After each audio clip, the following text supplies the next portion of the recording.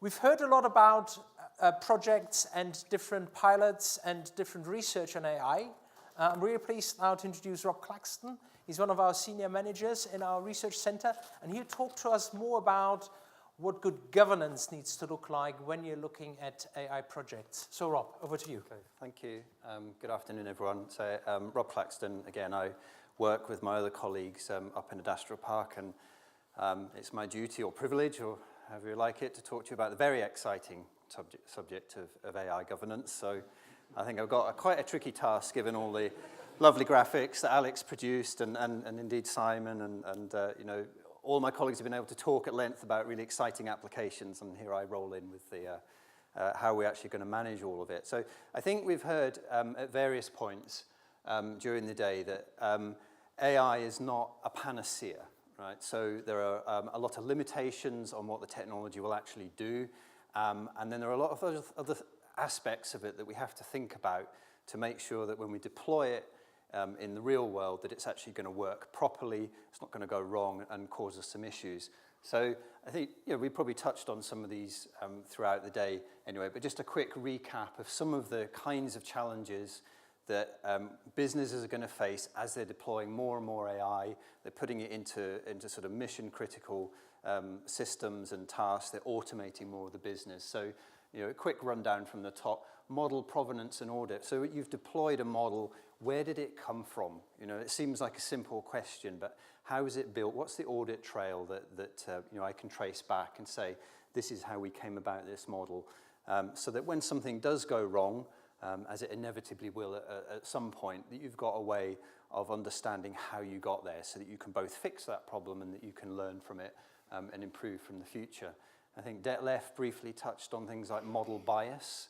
So when we build models, particularly when we're using machine learning, so we're ingesting lots of data and we're using that data to essentially train some AI system, that AI system is inevitably going to embody the biases that are embedded in the data. And there's an increasing number of horror stories now about where this is happening. A recent one, I think, was a well-known company using AI to screen CVs for job applicants that were applying to them. And what did they find? They found that the CV screening system was basically recreating biases that had existed in their recruitment processes, and it turned out to be gender biased. Well, you know, who could have predicted that? So quite important to understand when you start deploying AI like that, especially where it touches on people's lives. It's not just sort of automating something buried in a network. Whether or not the data that you've got is biased or is in some way corrupted, and then being able to track that through the deployment processes and operation, and then and obviously deal with that. Model correctness. So what I mean by that is, you know, you've deployed a model and you've designed it for a specific purpose, and you've made lots of assumptions about the kind of environment that the model would exist within. And then somehow, by some means, those have changed, right? So 6 months, 12 months down the line, the model is no longer in the situation you expected it in, and so now it's going to misbehave or misperform, perhaps. And so being able to understand what it was that the model was designed for, and am I still, you know, is its situation still compatible with all of the constraints that were put in place in the beginning? And if not, what should we do about it? Should we stop it? Or should we limit its authority and the kinds of decisions it's making, and so on? Model comprehension. You know, again, several people have talked about GDPR legislation now. So, you know, we're going to find ourselves in situations where we have to explain to people why a model did a certain thing, or why an AI system did a certain thing. And that might be because it's affected a person, and that person has some complaint, and you know, we need to provide an explanation as to what we've done, and maybe make a correction if something's gone wrong. Or it might be a technical system that's failed, and somebody now wants an explanation for that. I'll work through some more scenarios later on. And then we get on to, you know, are we using models and AI generally responsibly? And I think one of the speakers towards the end of the day is going to delve into that subject in more detail. The bottom line on all of this is that when we build AI systems and deploy them, in a sense we're delegating a lot of responsibility, or not responsibility, we're delegating activity to those models. We're giving them the task of learning from data and then automating processes quite often. But what we, as the individuals, can't do is delegate that responsibility. It's up to us to actually have the systems in place in the businesses so that we can do all of that responsibly and answer any of these questions as they might arise. So, one question that comes up when I do talk about this with colleagues and other people is, why is any of this different? We've done software development for, we've got decades of experience of that. We've got software engineering practices. We know how to procure IT systems and software. And we've got processes for managing those through the life cycle within the business from sort of deployment to withdrawal. AI is no different, is it? Well, I think it is. I think a number of my colleagues agree with me. I'm going to try and persuade you that it is, and it's worth thinking about. And the way, I haven't got lots of flashy graphics here, but I have got dogs. So the way I'm going to try and explain this is use this analogy. So I've got these two images of dogs. Okay, they're slightly different, but I think they're recognizably dogs as human. I thought I'd check. So this being an AI day, what I did is I put these images into a convolutional neural net-based sort of deep learning image classification system to see what it said, and this is what we came up with. So for the top image, we've got the griffon, which is a breed of dog, domestic animal, canine. This animal down here is also classified. So we're pretty sure these are dogs. Okay, we can see that there's some differences in them, and those are the differences really that I'm trying to use to illustrate the difference between our sort of traditional IT and software process and what happens with AI. So on the one hand, we've got the dog at the top. Looks very much like a dog. AI system says it's definitely a dog, but it's clearly a soft toy. Okay, so it might have batteries in it, and then it will do things, like it will walk around and stuff. So this dog has got all the sort of, superficially looks like a dog, but it's very limited in its behavior, right? So it's designed to do some specific things. Those things aren't going to change, by and large, and they're going to be predictable. So if we switch the dog on and put it on the table, it's going to waddle across the table, and then if it reaches the edge, it might fall off in accordance with the laws of physics. And that's just what's going to happen. And, we can keep doing that. We can put it on the table, and that's just what's going to go on, and nothing will change. Okay, so that's our representation of our sort of traditional IT.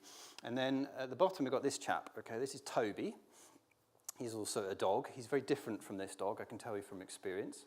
So Toby, he's a live animal, right? So he has a mind, and he has a sort of canine intelligence of sorts. And we can train him, right? So we trained him a bit to some degree, and then he will do things, but then he doesn't do them repeatedly. He's learning, and he's got some sort of mental model of the world and how it works and how he should behave in it. But this model is very opaque, right?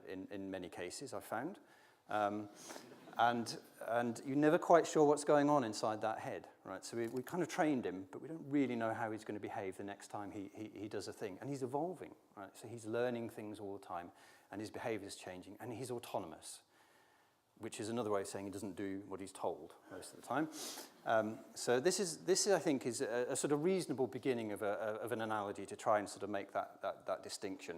So when we're deploying AI as distinct from sort of software engineering and IT, we can borrow all that good practice, but we've got a bunch of other things that we really need to worry about. And it's these things, the opaque model, the evolution of the system, the fact that it has autonomy, we've given it autonomy to do things. And then we're going to compose these models. So within businesses, we're going to end up with lots of AI systems, and gradually they're going to be talking to each other and linking up in ways that probably we didn't expect or plan.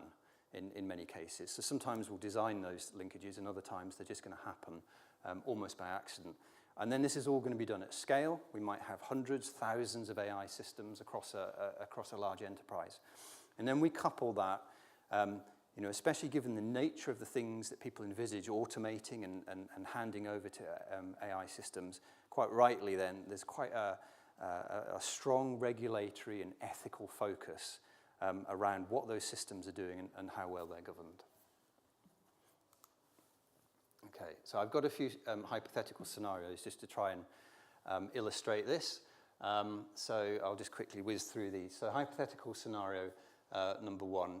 Organizations built an AI model for credit checking. This is sort of canonical predictive modeling example.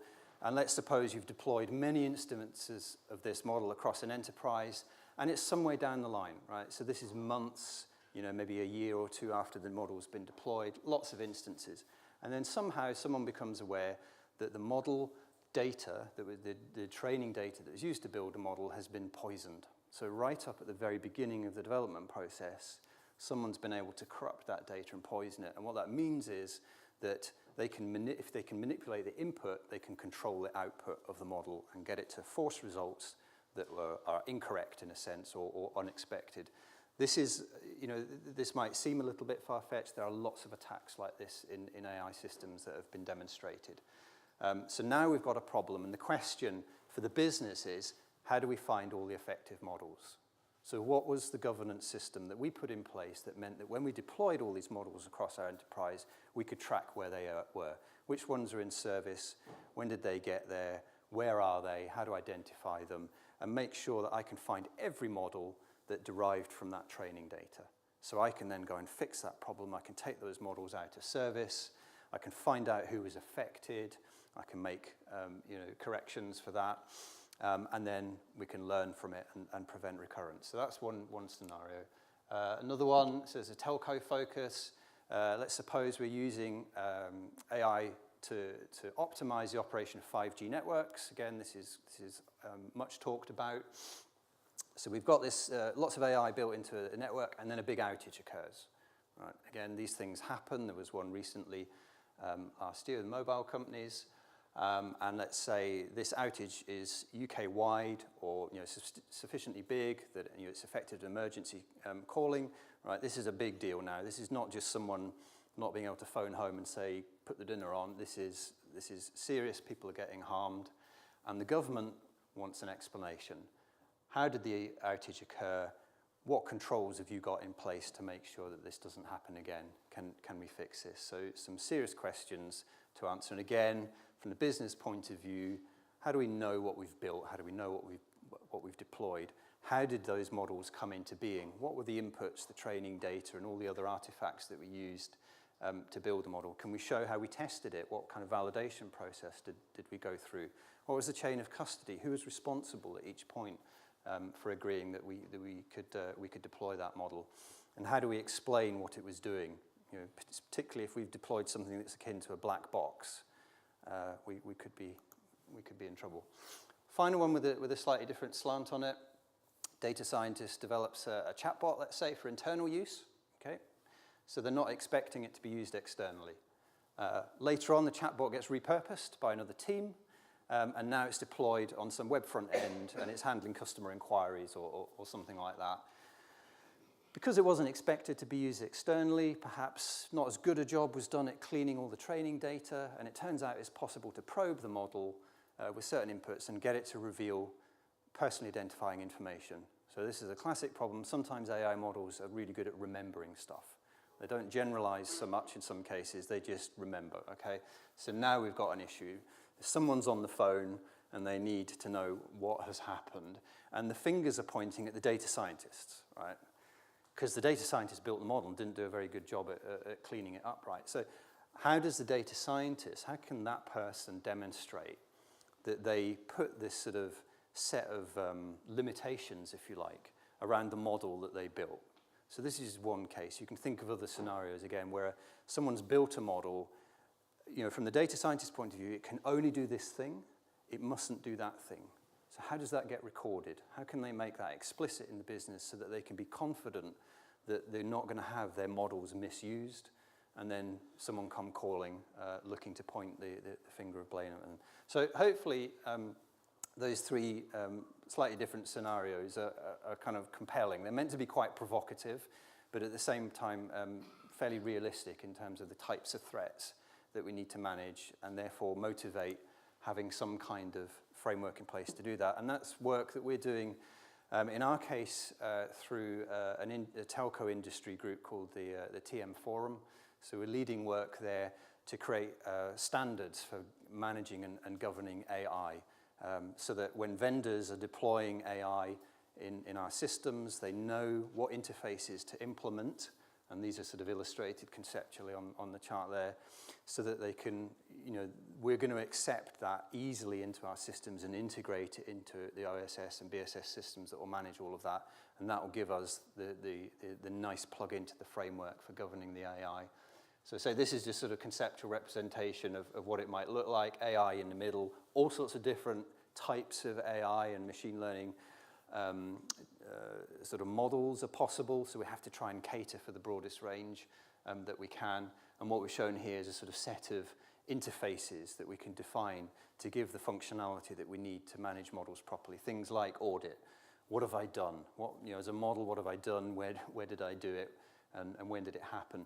Am I working within policy? Right? So when we deploy a model, we want to say, here's the policy that the set of constraints that must be met for this model to be functioning properly. If those cease to be true, we should do something about that. Somebody should be told, the model should stop doing certain things, and so on. And things like snapshot. What is the identity of this model? How do we trace back to its history for its production and all the data that was used to create it, and so on. This is a slightly different view on that, where we're looking at all the different sort of information elements that might need to be captured right across the life cycle of building, deploying, operating, and then withdrawing from service models. So right from development, where we capture all of the model inputs, the training and the testing processes, where we commission and accept it into service, if you like. We operate it, make sure it's doing things correctly. And eventually, when we take it out of service, we might still have a set of things that we want to do with models so that we can learn from them. Right? So go through an orderly process to say, we're taking the model out of service. What did we learn? What went wrong? What worked well? How can we learn from all of those things and be able to capture that across the life cycle? And just to give you a sense, this isn't just a big flight of fancy of mine. We're seeing now tools emerging from a variety of different, in academia and from other vendors in the software space that are starting to support some of the components that we see that we'd need to build a governance framework. This is just one example. It's a thing called ML Flow, which is really used for capturing all of the model development phase and then being able to deploy models nicely into production, but isn't addressing a lot of the other issues which I've gone through today. So short story there is we're seeing those components emerge, but there's a lot of gaps. So therefore, more work to do before we can make that AI governance wrap as obvious and as desirable and as easy to implement as we would see something like source code control for a software development project today. So I think that is the end. Thank you very much, Rob. Any questions for Rob at this stage? Apart from the TM forum, is there other places to get access to guidelines and policies around governance framework discussed? So there are other standards groups who are doing related work, but so there's some sort of touch points. I think there's some work going on in places like Etsy, but again, that's very much a sort of telco focus. Not so much in more general areas at the moment. We're obviously focusing through TM Forum, directly being, from the telco point of view. And so I think still an area where we're going to have to wait to see the problem being perhaps more widely recognized and people starting to take it seriously, and then hopefully it will become something that's more generally seen as valid and needed, and those standards would then emerge across other industries as well. So work to do, basically, I'm afraid. So, yeah. Thank you very much, Rob. There's another question here.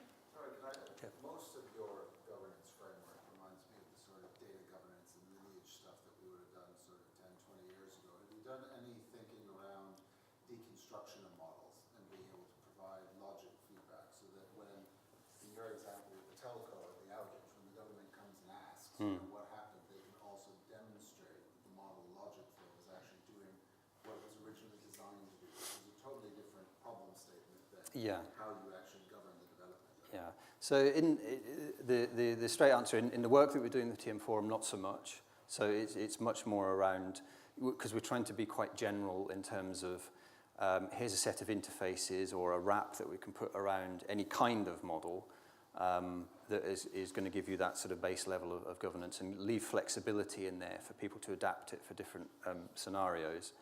But there's less focus because I think it's a very deep technical area that TM Forum as such doesn't have, hasn't got the obvious expertise to drill down, because it's really getting into that whole field of how do we make explainable models, how do we produce an explanation for even something like a random forest type of model, completely non-trivial and really look, you can see from different AI vendors, people coming up with some sort of solutions for how you might do that.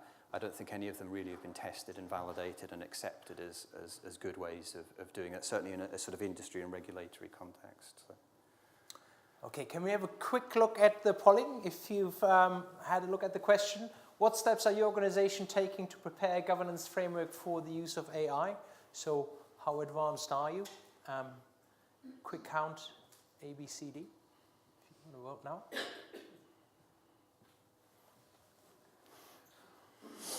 Oh, that's a bit of a surprise. So still a lot in the very early infancy, not doing anything yet. So if you have got further questions for Rob, he will be upstairs, and hopefully we can dive a bit deeper on this.